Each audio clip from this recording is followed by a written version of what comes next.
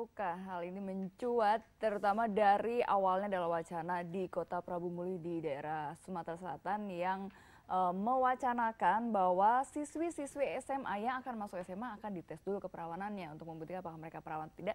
Dan ini terkait dengan banyaknya juga kasus prostitusi yang mulai melibatkan anak-anak sekolah, sehingga diharapkan dengan ada tes keperawanan ini bisa menekan angka prostitusi khususnya di kalangan siswa. Hal ini kemudian tidak hanya mencuat di daerah Prabu Muli, tapi kita ingat mungkin beberapa waktu yang lalu juga sempat ramai mengenai tes keperawanan untuk siswi-siswi ini juga di daerah Jawa Timur. Nah, kembali mencuat dan nanti juga ada tanggapan dari Menteri Pendidikan sendiri.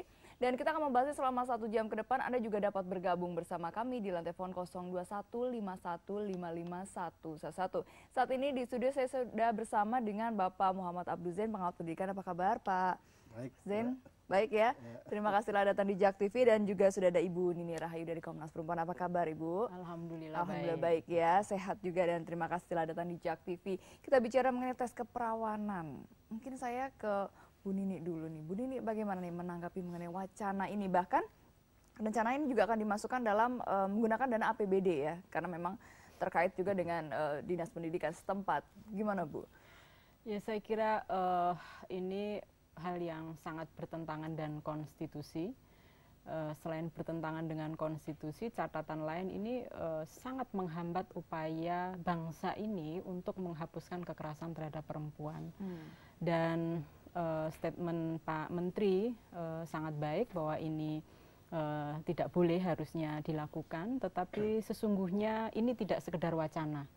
Karena kenapa wacana ini terus berulang menurut Komnas Perempuan, karena penyikapan dari pemerintah pusat, respon dari pemerintah pusat juga tidak dibangun secara sistemik. Kita ingat tahun 2011 yang lalu di Jawa Timur juga pernah ada isu serupa, kemudian direspon, lalu itu secara cepat saja gitu, tapi tidak ada tindakan bagaimana upaya secara sistemik untuk mencegah hal seperti ini tidak berulang, karena ini adalah bagian dari kekerasan seksual tanpa memandang bagaimana cara menyelesaikan akar persoalannya gitu. Iya, oke. Nah, ini kan sampai sudah masuk ke taraf pendidikan. Orang juga sering mengatakan bahwa pendidikan moral ini begitu sangat penting sekali gitu, karena melihat anak-anak sekarang, mungkin generasi sekarang ini sepertinya moralnya sedikit dipertanyakan gitu dengan banyaknya kasus-kasus prostitusi yang bukan hanya menjadi orang dewasa, tapi juga memang kita lihat fenomenanya ada, kenyataannya ada, bahwa anak-anak sekolah, SMP, SMA itu sudah. Apakah dengan cara seperti ini dianggap bisa menekan angka prostitusi khususnya di kalangan siswa, Pak Zain? Ya, ini buat saya menggambarkan bagaimana logika di dalam pengelolaan pendidikan nasional ini seringkali absurd gitu ya. Jadi, absurd gimana nih, Pak Zain? Absurd maksudnya? itu seringkali kita tidak mengerti dalam konteks yang objektif gitu ya, dan hal-hal yang sebetulnya tidak perlu dilakukan lalu dilakukan, kemudian hal-hal yang harusnya dilakukan tidak dilakukan. Nah, ini menjadi gambaran bukan hanya di Kota Prabu Muli saja. Saya kira kalau kita tarik ke atas juga banyak hal, program-program pendidikan nasional ini yang menjadi absurd, kita tidak paham gitu. Misalnya mengenai ujian nasional, kurikulum 2013, terus sistem penerimaan mahasiswa baru gitu, dan sebagainya. Nah, ini membuat kita prihatin dan kemudian menjadi berkurang harapan kita tentang perbaikan bangsa ini melalui pendidikan. Dalam kasus ini misalnya kita melihat bahwa antara mengatasi maraknya prostitusi di kalangan anak muda yang mungkin melibatkan para siswa dengan kriteria seseorang untuk masuk ke sekolah menengah, ini kan dua hal yang menurut saya harus dilihat berbeda secara logika juga tidak masuk akal sebenarnya. Bahwa sekolah itu perlu mensosialisasikan, mendidikkan moralitas yang baik dan tidak pro pada seks bebas, saya kira iya gitu. Tetapi lalu kita membuat persyaratan siswa yang tidak perawan lagi, dan ini menurut saya sangat berbahaya ide-ide seperti ini untuk masuk ke sekolah menengah. Ini hal yang akan berkaitan dengan hak azazi seseorang murid untuk mendapatkan pendidikan. Lalu apakah kalau dia tidak perawan, dia tidak berhak misalnya untuk diberi kesempatan memperbaiki diri lalu mengembangkan potensinya melalui pendidikan yang lebih tinggi. Ini dikatakan bahwa nanti akan mereka dimasukkan dalam kejar paket A misalnya seperti itu. Jadi tidak dalam sekolah tersebut begitu. Rencananya seperti itu. Itu berbeda. Itu menurut saya sudah diskriminatif ya.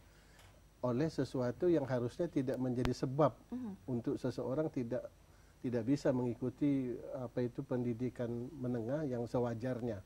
Lalu kita alihkan dia hanya boleh di paket A atau paket C gitu ya. Itu menurut saya tidak betul. Tidak betul. Jadi karena kalau kita bicara pendidikan artinya tesnya adalah sesuatu yang berkaitan dengan kemampuan akademis. Bahkan misalnya masalah umur pun bisa tidak perlu kita persoalkan kan. Jadi kemampuan akademisnya. Lalu kalau misalnya sistem penerimaan itu berdasarkan rayonisasi tempat tinggalnya gitu misalnya. Bahkan dalam kaitan dengan kemampuan ekonomi pun tidak boleh itu menjadi sebab seseorang tidak bisa mengakses pendidikan menengah itu. Dan ini persoalan keperawanan ini kan juga wilayahnya berada di mana. Itu nanti pada akhirnya kan akan mempermalukan seseorang meskipun tidak diumumkan misalnya si A tidak perawan lagi. Membuat stigma lah, stigma masyarakat stigma yang di dalam berkepanjangan. Dan perempuan tampaknya selalu menjadi jadi objek jadinya, ya? jadi sasaran kekerasan seksual. Kan Komnas Perempuan itu menemukan ada 15 bentuk kekerasan seksual. Salah satunya ini bentuknya. Jadi secara langsung melakukan kekerasan terhadap perempuan melalui intimidasi, melalui perkosaan, kemudian pemaksaan aborsi misalnya, atau pada mempengaruhi seksualitas perempuan gitu ya. Dia misalnya harus berjilbab, itu salah satunya misalnya, cara berpakaiannya dipaksakan misalnya. Lalu dengan tes keperawanan dan seterusnya. Ini kontrol terhadap seksualitas perempuan sebetulnya. Makanya kalau saya sepakat dengan yang disampaikan Bapak, ini pelanggaran dasar dari hak asasi seseorang yang sebetulnya sudah dijamin di dalam konstitusi, khususnya pasal 28. Dan juga sudah dijamin di dalam SIDAU pasal 2, bahwa setiap orang memang memiliki hak untuk mendapatkan pendidikan tanpa dibedakan dia perempuan atau laki-laki, dia perawan atau tidak perawan gitu.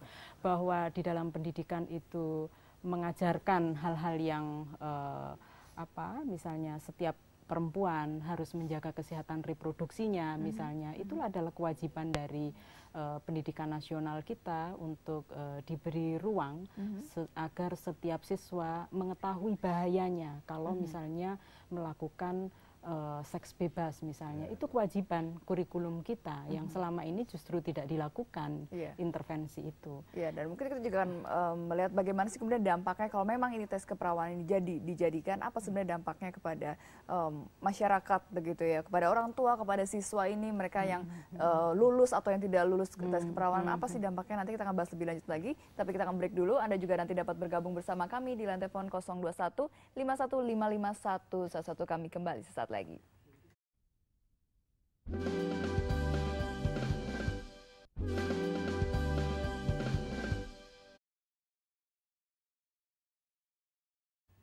Ya, Anda kembali bersama kami di Beranda dan kita masih membahas mengenai tes keperawanan. Perlukah Anda juga dapat bergabung bersama kami di lantai telepon 021 5155111. Baik, tadi sudah ada pendapat dari Bu Nini dan juga Pak Abdul Zain. Ini kita bicara mengenai tes keperawanan ini sangat kalau dilihat memang sangat subjektif sekali ya. Karena perempuan selalu yang menjadi korban begitu kalau kita bicara keperawanan. Bahkan yang tadi Bu Nini juga sempat menyinggung ketika kita sedang break ya, bahwa siswa yang hamil pun itu tidak boleh ikut ujian gitu di sekolah. Tapi prianya yang mungkin sama-sama satu sekolah, dia tetap bebas begitu ya Bu ya, tetap bisa ikut ujian. Ini apakah sampai kalau nanti masyarakat mengatakan, oh ini diskriminatif, kenapa hanya perempuan, kenapa tidak misalnya laki-laki tes keperjakaan? Nah ini sebenarnya apa sih yang sedang terjadi di dunia pendidikan kita ini, Pak Abdul Zain? Ya itu yang saya bilang tadi, anomali ya. Anomali. Anomali itu sesuatu kekacauan atau absurditas yang seringkali kebijakan itu tidak kita pahami tujuannya itu apa, lalu output yang diharapkan dari regulasi atau ketentuan itu kita tidak jelas, kemudian tidak tahu ukurannya apa, lalu dampaknya juga tidak dipikirkan. Ya, dampaknya apa sebenarnya akan terjadi baik pada orang tua siswa atau kepada siswa itu sendiri? Itu sudah jelas dampaknya kan, kalau bagi yang tidak perawan itu kan akan mempermalukan diri keluarga, mempermalukan diri dan keluarganya, dan juga menutup kemungkinan mereka untuk memperoleh akses pendidikan yang mereka maksudkan. Padahal misalnya secara tes akademis dia lulus ya. Dia lulus. Qualified. Dan kalau ketika itu ditutup peluang dia untuk masuk ke pendidikan yang dia inginkan itu berarti kita menutup peluang dia untuk mengembangkan potensi dirinya. Kemudian peluang untuk dia memperbaiki dirinya, dan mungkin juga mempersempit harapan jalan hidupnya pada masa yang akan datang yang lebih baik. Tapi di masyarakat sendiri juga ada keprihatinan ketika misalnya terjadi seks bebas di kalangan remaja, anak-anak, begitu. Mungkin juga sekarang kalau dilihat anak SD pun juga sudah mengenal seks. Nah ini kan menjadi hal yang cukup sangat memprihatinkan sekali bagi masyarakat, dan kira-kira dunia pendidikan juga dituntut untuk bisa memberikan pelajaran moral dan segala macam. Pelajaran mengenai seks pun juga banyak yang sudah. Saya sependapat itu, tetapi kalau lalu untuk memperbaiki keadaan yang itu, pertama-tama kita melakukan seleksi untuk tentang keperawanan itu, dari awalnya. Itu kan sebetulnya seleksi itu bukan suatu pendidik, itu kan hanya memeriksa kamu perawan apa enggak sih. Artinya tidak membuat orang sadar pada keperawanan atau tidak kan, hanya menakut-nakuti saja bagi yang belum hilang keperawanannya. Tetapi kalau yang sudah hilang perawanannya, apa akan menjadi sadar atau menjadi lebih baik? Tidak dengan begitu kan. Nah lagi pula masalah berkembangnya seks bebas, prostitusi, ini juga itu ada suatu penyebab yang menurut saya sangat kompleks Kita tahu bagaimana media massa ini mendedah masyarakat kita dengan tayangan-tayangan yang irasional, yang mengumbar syahwat begitu. Kemudian bagaimana teknologi informasi ini ikut menyumbang peluang anak-anak untuk mengakses apa saja dari dunia maya. Dan kita ini, anak-anak kita ini sekarang hidup dalam sebuah generasi yang tidak ada sebuah sistem sensor apapun menurut saya yang semua bisa, bebas untuk semua bebas mengakses. Saya tahan dulu sebentar karena kita sudah tersambung dengan Dr. Lula Kamal. Kita akan berbicara dengan Dr. Lula Kamal. Selamat sore, dokter. Sore, dokter, ini ada wacana mengenai tes keperawanan untuk siswi SMA sekolah. Sebenarnya apa sih itu tes keperawanan? Mungkin dari sisi kedokteran bisa dijelaskan dengan untuk bahasa yang awam tapi dok ya. Iya. Gimana, sebetulnya sih kalau tes keperawanan yang kita lihat hanya selaput darah. Selaput darahnya tuh intak atau tidak, maksudnya tuh tetap tidak ada robekan atau tidak. Memang ada sih orang-orang tertentu yang walaupun sudah melakukan hubungan seksual, dia tetap bisa seperti melekat rapi, jadi tetap intak kita bicaranya ya, tidak ada robekan sama sekali. Tapi itu yang sedikit sekali lah, kemungkinan kecil. Selebihnya kalau sudah ada yang namanya hubungan seksual, ada penetrasi di sana, pastinya ada robekan. Sebetulnya cuma itu.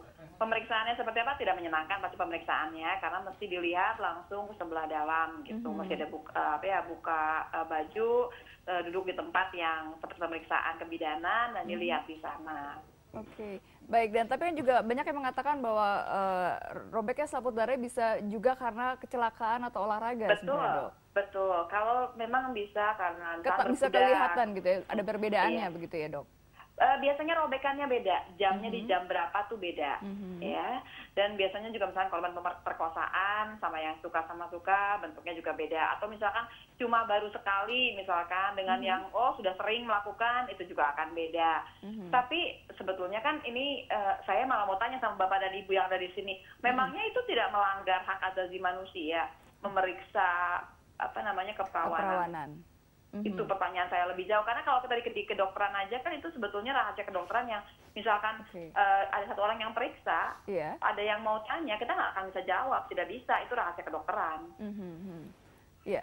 Dan apa sebenarnya dampak yang dirasakan kepada misalnya masih perawan dan dia melakukan tes itu dan mengetahui misalnya dia masih perawan, tapi kan tadi Dokter Lula sempat mengatakan bahwa prosesnya sendiri memang tidak menyenangkan begitu ya Dok ya? Iya, intinya maksudnya kan pemeriksaan itu sebenarnya kan tujuan pertama adalah untuk apa ya orang masuk sekolah di tes keperawanan gitu ya. Kalau tes IQ masih masuk akal barangkali. Yang kedua juga itu kan hak asasi manusia sebetulnya. Kalaupun misalkan si A periksa kepada kita, saya bilang misalkan sekolahnya tanya, kita nggak akan jawab. Karena itu adalah rahasia kedokteran yang saya harus pegang untuk si A gitu. Jadi pertanyaan lebih jauhnya adalah bagaimana bisa melakukan hal ini sebetulnya. Iya, mungkin dari Bu Nini atau Pak Abdul juga bisa menjawab. Bu Nini dari Komnas Perempuan, silakan. Sepakat Mbak Lula, seperti yang saya tadi sampaikan bahwa wacana tes keperawanan ini adalah pelanggaran terhadap konstitusi, pelanggaran terhadap hak asasi manusia. Karena setiap orang sebetulnya punya hak untuk mendapatkan pendidikan gitu ya, dan juga kerahasiaan status dia perawan atau tidak perawan. Ya, jadi dia memang ini pelanggaran dan bagian dari kekerasan seksual sebetulnya. Salah satu bentuk kekerasan seksual yang akan dialami perempuan. Maka kalau ini dibiarkan, ini akan menghambat. Kalau ini sebagaimana yang disampaikan di media ya, bahwa bertujuan untuk menghambat adanya prostitusi anak atau menjaga moral anak-anak, itu akan jauh. Jadi tidak ada relevansinya sama sekali. Justru ini pelanggaran terhadap Undang-Undang Perlindungan Anak dan amanat yang ada di dalam Undang-Undang Tindak Pidana Perdagangan Orang. Kalau ada kasus-kasus kekerasan seksual atau prostitusi anak, pemerintah ini harus melindungi dan memulihkan gitu, memulihkan. Ini kok malah mereka tidak mendapatkan hak pemulihannya, malah dilarang untuk mendapatkan pendidikan gitu. Dan harus diketahui bahwa dari hasil pemantauan Komnas Perempuan, korban kekerasan seksual itu hampir tiap hari 20 orang gitu. Nah, kalau itu juga dan terjadi pada anak-anak yang usia sampai 18 tahun gitu, bagaimana dengan hak pendidikan mereka? Mereka kan justru harus dibantu untuk pulih. Nah, kalau misalnya sampai nanti hasil tes keperawanan menyebabkan anak ini tidak sekolah, masuk di paket B atau paket C, masyarakat akan ikut menstigma.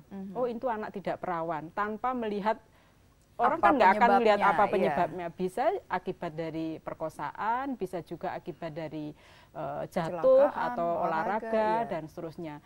Dan kasus perkosaan yang banyak dialami anak-anak ini justru pelakunya adalah orang terdekat. Gitu, incest, bisa orang tuanya sendiri misalnya. Ini kan dia akan mendapatkan panjang mengalami stigma di masyarakat. Dan Bu Nini, satu lagi saya mau tanya Bu Nini, kan kalau bicara hubungan seksual nggak sendiri dong Bu, harus berdua kan Bu? Iya. Dan itu ada laki-laki di sana yang ikut campur tentunya kan. Kenapa kemudian cuma perempuan ya yang kebagian? Iya, itu pertanyaan. Iya, itu menjadi pertanyaan juga kita di sini nih. Itu dia yang seringkali yang selalu dianggap sebagai penjaga moral itu memang yang selalu dikorbankan itu perempuan. Ini yang fakta yang tidak bisa kita pungkiri. Dan kalau negara kemudian sekali lagi ikut menghambat upaya penghapusan kekerasan terhadap perempuan, salah satunya melalui tes keperawanan ini, maka kita akan semakin lama dan semakin panjang upaya kita gitu ya.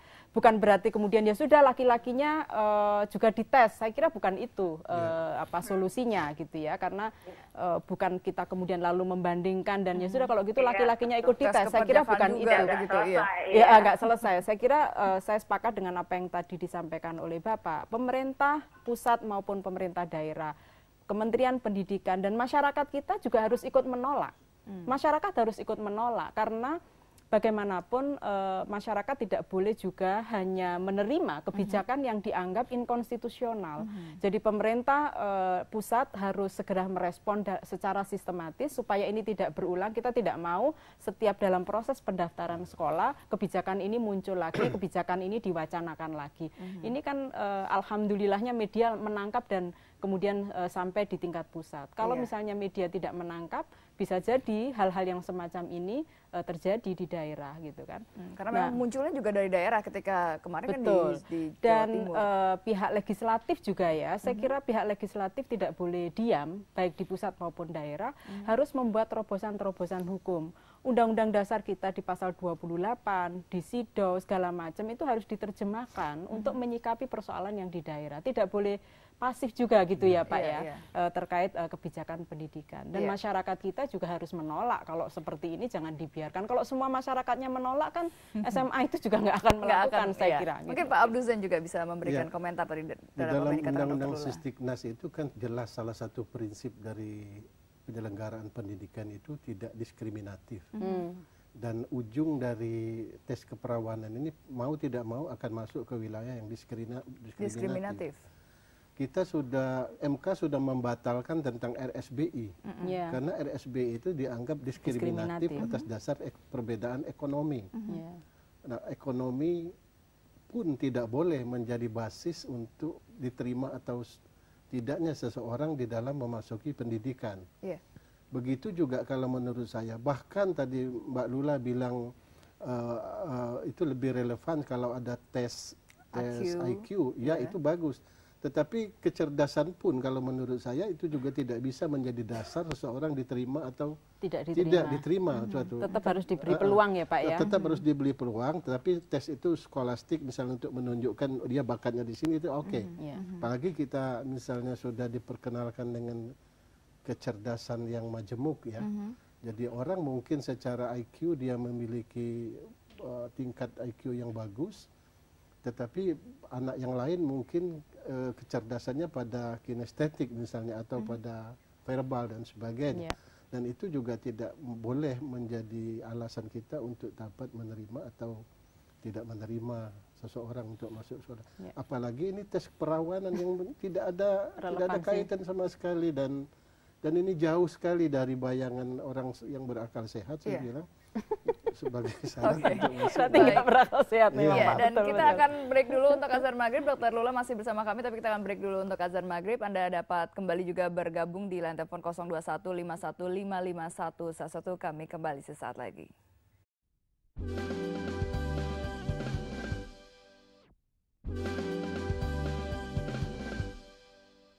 Anda masih bersama kami di Beranda dan selamat menunaikan ibadah sholat maghrib bagi Anda yang menjalaninya. Kami juga masih mengundang partisipasi Anda di lantai telepon 02151555111. Kita masih bicara dengan tes keperawanan, masih bersama dengan Pak Abduzin, pengamat pendidikan, dan juga Ibu Nini Rahayu dari Komnas Perempuan. Dan kita juga masih sambung dengan Dr. Lula Kamal di line telepon. Dr. Lula masih bersama kami ya? Masih Dok, saya juga mau nanya nih, sebenarnya kalau dalam dunia kedokteran apa sih fungsi kalau misalnya ada orang yang ingin melakukan tes keperawanan? Apakah hanya untuk mengetahui dia perawan atau tidak, atau juga bisa untuk mengetahui ada penyakit atau tidak? Apa bagaimana sebenarnya Dok? Enggak, kalau tes keperawanan itu lebih ke arah seperti ini, misalkan ada kecelakaan gitu ya, terus kemudian ingin tahu apakah kemudian kecelakaan tersebut berdampak pada selaput darahnya. Atau misalkan ada pemerkosaan. Ada pemerkosaan kan yang sampai penetrasi masuk ke dalam merusak selaput darah, ada yang ternyata tidak sampai merusak misalkan. Jadi baru sebetulnya kita masuk kategorikan dia bukan hubungan seksual yang memang penuh. Tapi pada dasarnya ini lebih ke arah memang ada fungsi yang diinginkan oleh orang sampai kemudian bertanya lebih jauh. Jadi memang keinginan pribadi begitu ya? Iya, keinginan pribadi banyak atau berhubungan sama kepentingan polisi. Oke. Iya. Baik. Nah ini kalau dengan tes keperawanan ini kan artinya akan dilakukan secara massal begitu Dok. Nah ini kira-kira dari kedokteran sendiri pun apakah sanggup untuk melayani seperti ini? Tapi kan nggak mungkin rame-rame sekalian, nggak mungkin. Mungkin berarti kan satu-satu. Pertanyaannya adalah dari awal adalah fungsinya apa? Untuk masa kita mau masuk sekolah berhubungan dengan tes keperawanan. Terus kalau misalkan, ini bicara jelek misalkan ya, 100 yang daftar, 50 tidak perawan, terus mau bagaimana sekolahnya? Sekolahnya kosong jadinya ya? Nah, itu terus buat saya lagi juga, terus kenapa nggak sekalian guru-gurunya juga yang barangkali masih single, sekalian aja dong semuanya, kalau memang kita juga nggak mengerti ini alirannya apa ya. Iya, Dokter Lula. Ini juga saya menarik mengambil dari internet, dikatakan MUI di Pamekasan, Jawa Timur mendorong pemerintah untuk membuat undang-undang berkaitan dengan tes keperawanan bagi calon siswa untuk masuk sekolah. Dan dikatakan bahwa fungsi undang-undang itu adalah nanti untuk sebagai tindakan preventif kepada semua pelajar, sehingga sekolah bisa mengetahui lebih awal moralitas dari siswanya. Bisa ditanggapi dulu Pak Abdul Zain.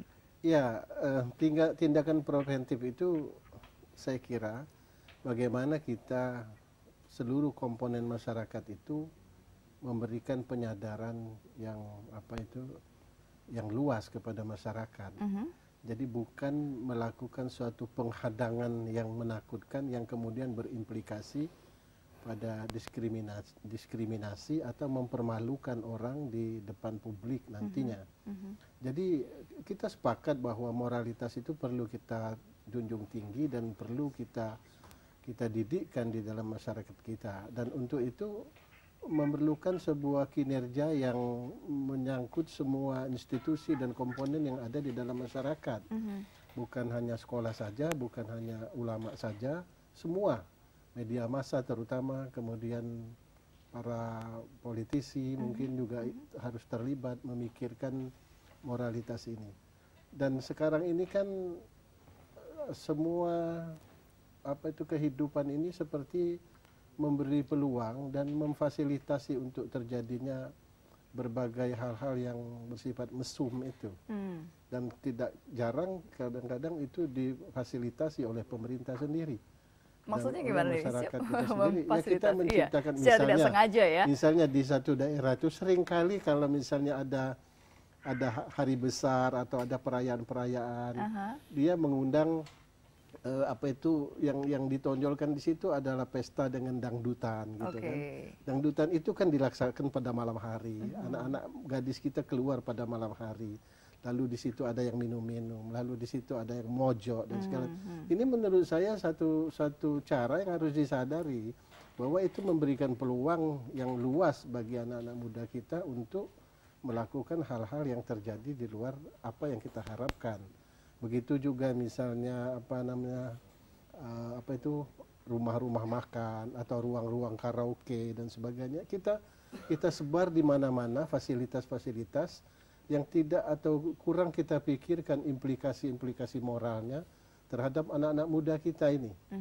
Dan apalagi mereka masih dalam masa pertumbuhan, ingin tahu gitu ya, rasa ingin tahunya besar sekali. Dan juga misalnya iklan-iklan di sepanjang jalan.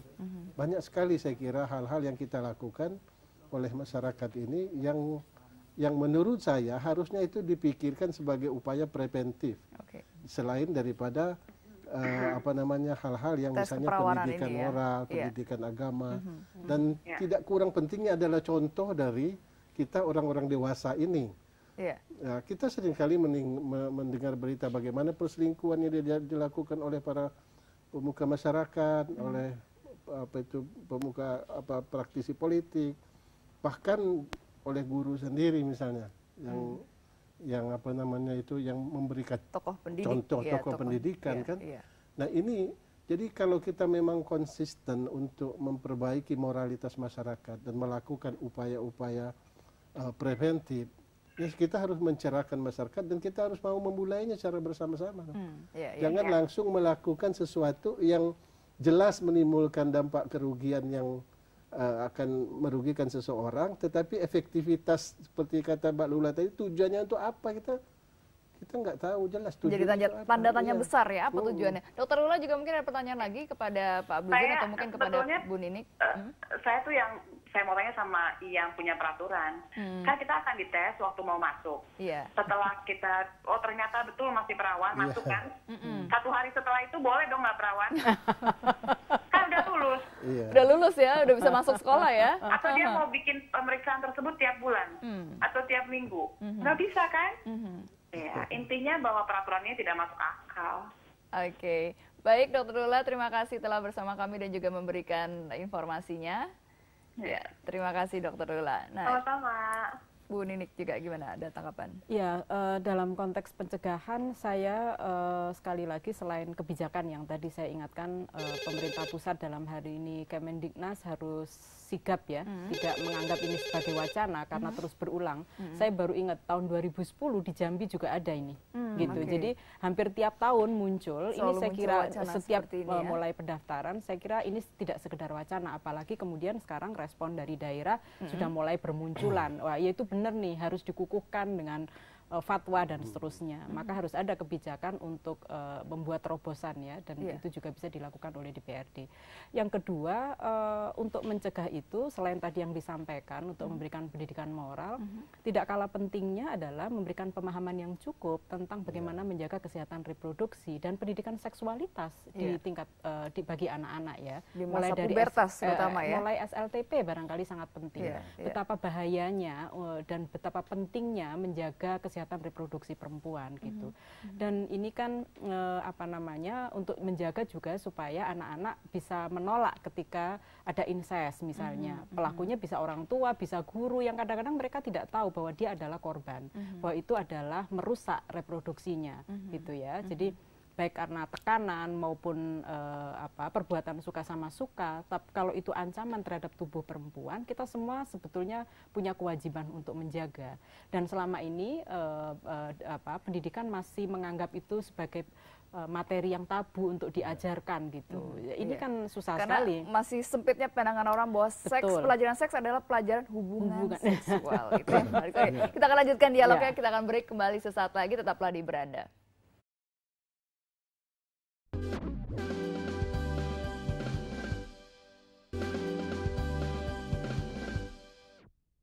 Ya, masih bersama kami di Beranda. Kami juga masih mengundang partisipasi Anda di lantai telepon 021515111. Kita masih bicara mengenai tes keperawanan perlukah. Dan tadi juga ada penjelasan dari Dr. Lula Kamal bahwa memang tes keperawanan ini adalah hal yang benar-benar sifatnya sangat privasi, sangat pribadi sekali, dan kerahasiaannya pun akan selalu dijaga begitu ya. Dan ini juga ada pernyataan dari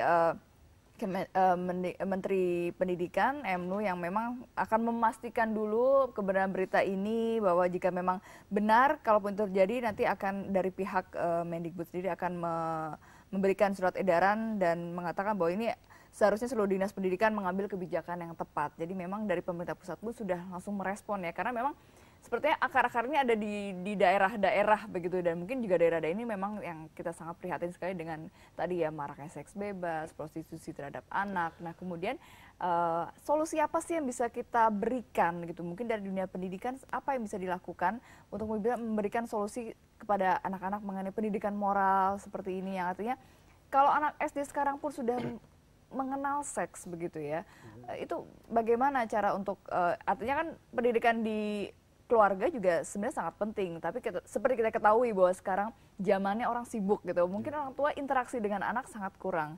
Jadi artinya kalau keluarganya kurang mendukung, setidaknya sekolah masih ada yang menyokong begitu. Gimana Pak Abdusen? Ya, tadi sudah saya katakan, kita ini hidup dalam sebuah generasi yang tidak ada sistem sensor apapun yang dapat mengawasi anak-anak kita. Anak sekarang lebih canggih main gadget daripada orang tuanya. Iya. Oleh karena itu menurut saya kita harus berpikir bagaimana kita menginternalisasikan sebuah internal censorship di dalam diri anak kita itu, sehingga dia bisa melakukan sensor sendiri. Dan oleh karena itu menurut saya pendidikan kita ini pertama-tama harus mengajarkan kemampuan berpikir pada anak kita, kemampuan menalar, dan lebih daripada itu kemampuan berpikir kritis, agar dia bisa memilah mana informasi yang perlu dia serap dan mana yang tidak. Nah, kemampuan ini yang menurut saya harus digalakkan di dalam sistem pendidikan kita, yang selama ini atau sejauh ini pendidikan kita belum melakukan itu. Pendidikan kita selama ini hanya mengisi pikiran, tetapi tidak mengajarkan berpikir. Nah, isi pikiran ini nanti pada saatnya dikeluarkan ketika ujian nasional. Ujian, iya. Tesnya hanya untuk itu ya. Nah, sehingga mengulang kembali apa yang sudah diterima. Sehingga jadi diisi gini Pak ya. Diisi saja. Dituangkan lagi. Sehingga ketika dia berhadapan dengan masalah, dia tidak bisa mengolah apa yang diisikan di dalam pikiran ini. Analisanya tidak bisa berjalan ya. Untuk mengambil sebuah sikap dan kemudian kesimpulan. Dan itu ternyata berlanjut sampai dia menjadi pemimpin masyarakatnya. Jadi ketika dia menjadi pemimpin, dia tidak berani atau tidak cakap untuk mengambil keputusan yang tepat karena tidak punya keterampilan di dalam mengolah data-data itu sehingga dapat sampai pada kesimpulan yang tepat. Dan inilah fenomena bangsa kita ini, sehingga banyak sekali program-program yang dilakukan itu ditetapkan tapi tidak tahu untuk menjawab persoalan apa. Seperti kasus ini. Membuat suatu perencanaan tapi ini sebenarnya untuk apa? Nggak ada. Jadi tidak ada masalahnya tidak dirumuskan, tiba-tiba kita sudah dimunculkan jawaban. Iya, Nah, inilah jawaban problem atas pertanyaan apa kita iya, tidak tahu ya. problem-problem kerancuan di dalam berpikir. Oke, baik. Ada penelpon sebelum saya ke Bu Nini. Halo, selamat malam. Malam, Bu. Iya, dengan siapa di mana, Pak? Dengan Abah dari Banten. Iya, silakan. Abah dari Banten. Begini nih, Assalamualaikum warahmatullahi wabarakatuh. Waalaikumsalam warahmatullahi wabarakatuh. Begini, ini kan banyak sering datang ke Abah nih, Iya. anak-anak sekolah. Yang tadinya dia bilang dia pacaran dan sebagainya, dan dia minta tolong bagaimana bahwa dia ini agar bisa kembali gadisnya lah gitu kira-kira. Tapi saya sangat banyak menolak. Nah, dari garis itu, tolonglah, saya juga sangat setuju kalau memang dari SMP mau masuk SMA dia harus dites dulu, asli dari dokter dan sebagainya, dan dari SMP ke SMA juga begitu demikian. Saya mohonlah bantuan ini bapak-bapak yang ada, bab ini memprihatinkan benar, ini hancur bahasa Indonesia, bukan di Jakarta aja, seluruh Indonesia hampir 65% tuh hilang gadisnya. Ya, tapi Pak Abah dengan ada tes keperawanan ini, kalau dia tidak lulus, dia tidak bisa bersekolah di sekolah itu. Ini dampaknya, artinya si anak ini tidak bisa melanjutkan pendidikannya. Bagaimana dengan hak pendidikannya, Pak Abah? Itu satu resiko dia. Kenapa dia mau melakukan demikian dan sebagainya, kan gitu kira-kira. Oke, Iya kan? baik. Saya mendukung habis. Baik. Kalau memang Terima kasih. ini dilaksanakan, ya. Ya, terima kasih Pak Abah atas masukannya. Ya, mungkin Bu Nini bisa menanggapi juga. Ini yang saya sebut tadi soal realitas juga ya. Jadi memang dalam menghapus kekerasan terhadap perempuan itu membutuhkan kerja keras kita semua gitu ya, termasuk gerakan kultural para tokoh agama, tokoh masyarakat gitu, untuk memberikan pemahaman bahwa kekerasan terhadap perempuan ini bukan sesuatu yang sepele dan seperti membalik tangan. Soal perspektif dulu, ini membangun perspektif itu juga menjadi sangat penting. Apa saja yang kita sebut sebagai kekerasan terhadap perempuan gitu. Lalu apa itu korban dan siapa pelaku? Bisa jadi pelakunya ini justru orang-orang yang ditokohkan, yang seperti baru saja kita lihat ya, fakta bahwa menganggap fenomena wacana tes keperawanan yang sebetulnya ini sudah berulang, ini dianggap sebagai sebuah kebenaran, sebagai sebuah solusi untuk menjawab persoalan-persoalan seks bebas yang ada di masyarakat. Pertanyaan kita lalu, apakah betul dengan adanya tes keperawanan ini bisa kemudian mengurangi atau menghapuskan seks bebas itu sendiri? Saya kira tadi sudah cukup panjang dijawab oleh Bapak ya, bahwa banyak faktor ya, selain informasi dan segala macam yang terpapar bebas tanpa ada sensor, peran orang tua, peran guru dan seterusnya. Juga yang seperti ini, pemerintah juga tidak secara sigap sebetulnya untuk membuat konstruksi desain pendidikan kita yang tadi meminta peran guru untuk memberikan contoh, memberikan mengajak murid untuk terus berdialog tentang bagaimana menjaga kesehatan reproduksinya. Nah, karena kita ini kan tidak mudah ya Pak dijawab, seakan-akan kalau kita bersetuju dengan tes keperawanan lalu dianggap ikut menjatuhkan ikut mendukung seks bebas gitu. Padahal ini hal yang sangat berbeda. Bahkan mohon maaf Pak siapa tadi? Pak Abah ya yang dari Banten. Kalau misalnya tes keperawanan ini dilakukan gitu, maka kita bisa membayangkan berapa ribu anak perempuan yang akan kehilangan hak pendidikannya gitu. Padahal mereka ini bisa jadi adalah korban perkosaan ya, yang korban perkosaan baik itu yang atas nama suka sama suka gitu, maupun yang justru dilakukan oleh pihak keluarga, dan negara itu memiliki tanggung jawab untuk memulihkan hak dia untuk tetap mendapatkan pendidikan. Nah, kalau negara justru ikut campurnya dengan cara yang salah gitu, maka ini akan memperpanjang. Belum lagi anak ini akan dihukum oleh masyarakat. Itu nggak sekolah masuk paket B pasti gara-gara nggak perawan. Bisa kebayang. Nah, bagaimana kita meletakkan ini sebagai korban? Dia bukan pelaku, Pak. Jadi dia tidak pantas untuk diberi hukuman, gitu. Bukan dia yang harus dihukum. gitu. Karena banyak faktor yang menjadi pemicu dan penyebab. Oke, baik. Ada penelpon lagi, kita sapa dulu. Halo, selamat malam. Halo. Iya, halo. Iya, selamat malam. Dengan siapa, di mana? Dengan Yuli, Bu. Iya, silakan. Pak Iya, Yuli.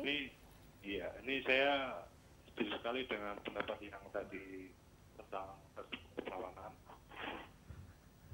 Halo? Iya, iya. Iya, Pak Yuli. Iya, ya.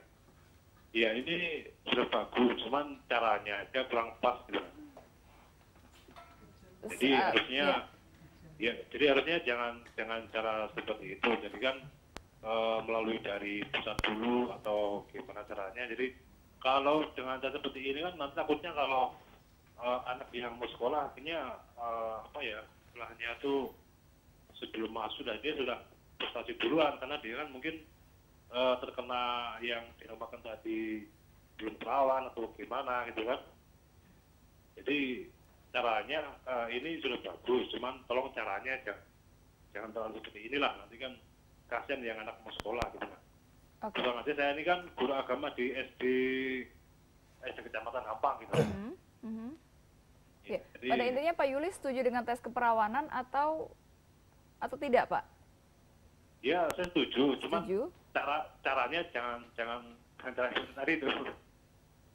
Caranya yang tidak setuju. Oke, baik Iya. Pak Yuli, terima kasih atas masukannya. Dan pemirsa, kami masih akan kembali melanjutkan dialognya, tapi usai pariwara berikut, jadi pastikan Anda tetap bersama kami di Beranda Jak TV.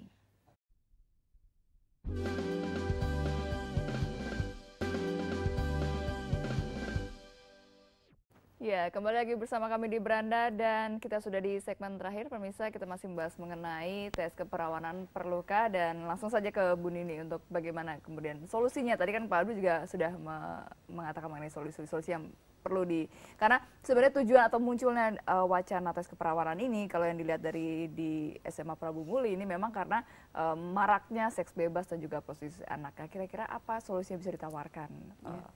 Tetap Komnas Perempuan meminta pertanggungjawaban negara ya, dalam hal ini pemerintah pusat maupun daerah untuk segera merespon secara positif dan patuh pada konstitusi.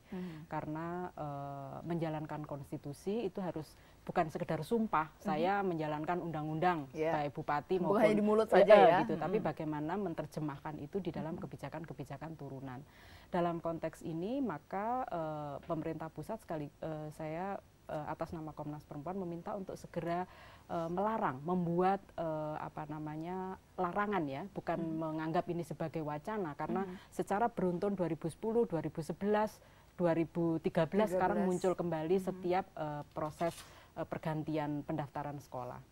Lalu segera saja menetapkan upaya pendidikan kesehatan reproduksi bagi anak-anak bahkan sejak dini, supaya tadi sejak dini usia berapa nih maksudnya nih Bu? Sebetulnya mulai usia SD dia harus mengenal alat reproduksinya mana yang harus dijaga. Kita ingat Mbak Lulu waktu kita mendialogkan betapa anak-anak banyak yang menjadi korban incest oleh orang tuanya sendiri, karena dia tidak tahu bahwa ini adalah reproduksi yang harus saya jaga, bahwa kalau ini yang disebut perkosaan misalnya, dia bahkan tidak mengenali alat reproduksinya.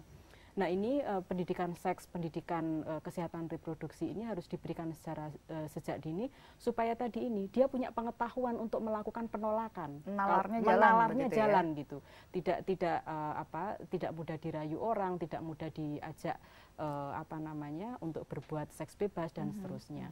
Lalu juga seperti yang tadi berulang saya sampaikan, mari kita sebagai masyarakat juga memiliki pendidikan kritis untuk menolak kebijakan-kebijakan yang jauh dari nalar kesehatan orang, akal sehat gitu ya, yang secara akal sehat tidak masuk akal ini, maka kita semua harus ikut menolak gitu. Bayangkan kalau diawali dengan tes keperawanan menyebabkan anak tidak bisa sekolah atau didiskriminasi menjadi paket B atau paket C. Setelah itu kalau ternyata misal ya itu terjadi dan anak-anak ternyata prostitusi masih marak dan seterusnya, ya sudah kalau gitu semua perempuan dirumahkan saja. Ini gara-gara perempuan sekolah boleh ke wilayah publik. Nanti bisa begitu. Nah setelah itu malah nanti akan ada pembedaan yang lain yang dianggap bahwa perempuan yang sesungguhnya dia posisinya korban itu dianggap sebagai pelaku. Jadi kami terus terang memohon betul, mendorong pemerintah untuk secara tegas. Dan DPR ini juga jangan diam, karena DPR ini kan wakil rakyat ya, harus membuat terobosan lah. Kalau gini harus bersuara. Ketika eksekutif membuat kesalahan ya harus saja segera dikritisi. Gitu. Baik, terakhir Pak Abdus juga closing statement. Saya ingin mencoba bahwa kita memiliki keprihatinan yang sama ya tentang pola pergaulan bebas anak-anak muda kita, bahwa banyak sekali akibatnya anak-anak gadis ini kehilangan keperawanannya. Saya kira itu kita berada pada wilayah keprihatinan yang sama. Dan kita juga punya keinginan yang sama juga untuk mengatasi persoalan ini, untuk menegakkan moral, untuk membangun kualitas moral kepada anak-anak kita. Nah, tetapi ada satu cara di mana kita harus memulainya. Nah, ini yang saya kira banyak perbedaan. Jadi bahwa tujuannya memang baik misalnya, tetapi caranya juga harus baik. Harus baik. Cara yang baik itu tentu harus kita kaji kembali. Karena ajaran agama juga mengatakan bahwa sesuatu yang benar itu juga harus kita lakukan dengan cara yang baik juga kan. Artinya tidak mendatang. Pertama cara yang baik itu tentu efektivitasnya. Yang kedua dampaknya yang harus kita lihat. Nah, inilah oleh karena itu jangan mudah untuk mengklasifikasikan bahwa kita tidak setuju dengan tes keperawanan itu lalu kita tidak setuju dengan maksud akhir daripada apa yang dilakukan. Kita setuju bahwa kita ini harus memperbaiki. Semua ikut menjaga moral. Semua ikut menjaga moral ya. Tapi ini kan sesuatu yang sangat kompleks dan harus dikaji betul caranya itu seperti apa dan tidak merugikan anak-anak kita salah satu sendiri. pihak ya, baik. Pak Abdusin terima kasih, Bu Nini juga terima kasih, sayang sekali waktunya terbatas, dan pemirsa juga terima kasih atas kebersamaan Anda, semoga acara juga membawa manfaat bagi Anda dan juga keluarga. Saya Lulu Lukmiati pamit mundur dulu, tapi jangan kemana-mana karena akan hadir Ada Apa Berita. Tetaplah bersama kami di JAK TV, terima kasih, selamat malam.